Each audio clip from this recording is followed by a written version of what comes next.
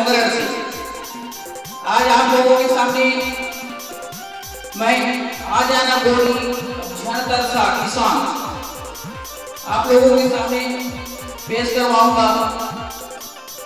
Octopad और banjo के माध्यम से अच्छी क्वालिटी में।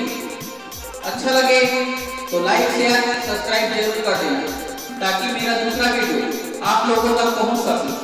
धन्यवाद।